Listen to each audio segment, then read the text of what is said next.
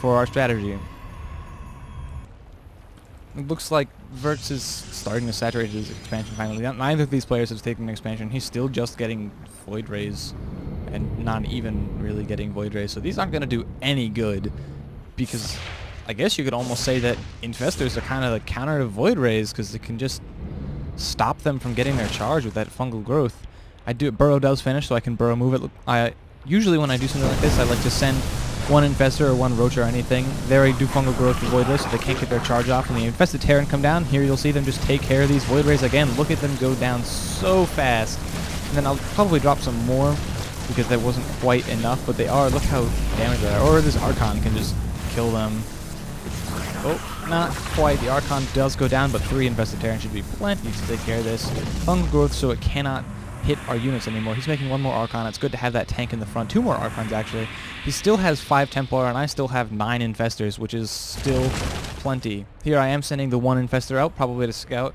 Not going to do a whole lot of good. I don't see anything in his base yet, but I probably will pull him back as soon as I see the cannons, because they are detectors, and that is bad news for a burrowed unit.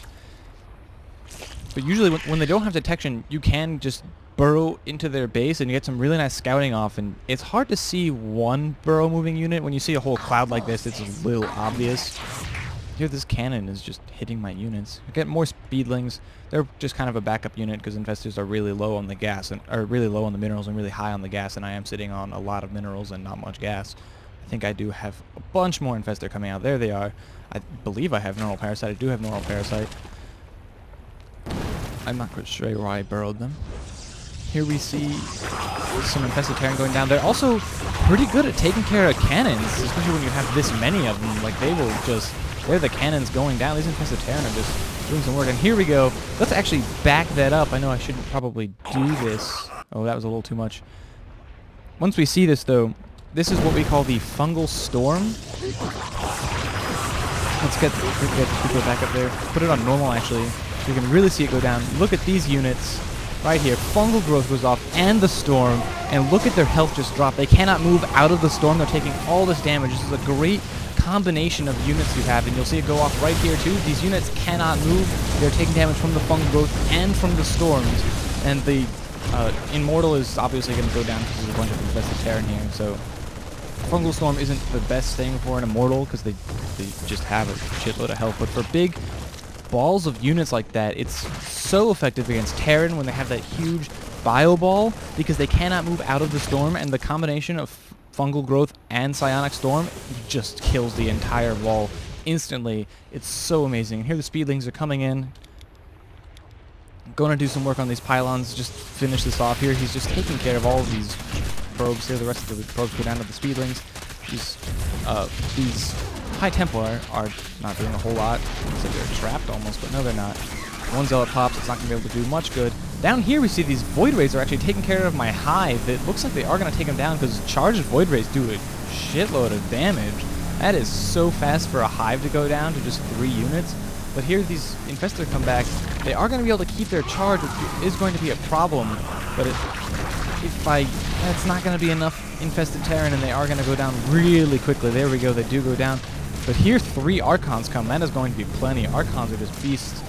So they almost took down my infestation pit. Here we are retreating to make sure they don't get their charge. They don't keep their charge. It looks like they are going to keep it though. But these Archons are just going to take care of it. And here we're not really doing a whole lot of work here. This is so many Infestors. 16 Infestors. And as I said, they are just perfect for taking care of these cannons here. These Archons are just... that one almost goes down, but not quite. 60 or 50 shields and 10 health. So he's got these 2 Archons that just did plenty of work here. I'm not quite sure what I plan on doing here. I'm probably going to bring all these speedlings down to take care of this expansion. Their Silent Killer leaves the game because he has absolutely nothing left in the game, and I'm starting to rebuild this hatchery. It doesn't really matter at this point because there's nothing I can do to deal with 16 Infestors. I'll drop some Infested Terran.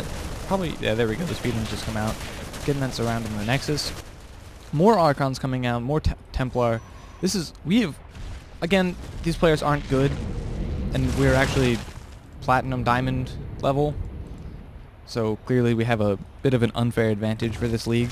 But we just loved testing out stuff like this Fungal Storm. It's pretty funny to see, especially against Terran, because we hate Terran players. and it just does so much damage to bio units like that. It's incredible. So I'm not quite sure what we're doing about this. I'm pretty sure if I just get some sight and drop some Infested Terran, here we do have some Ogres coming out, I can just drop a bunch of Infested Terran and that will take care of these walls pretty easily. I'm sitting on, we have so much money, because again, we are only making, like, we have no units, we just have Templar and Infestors, which is plenty.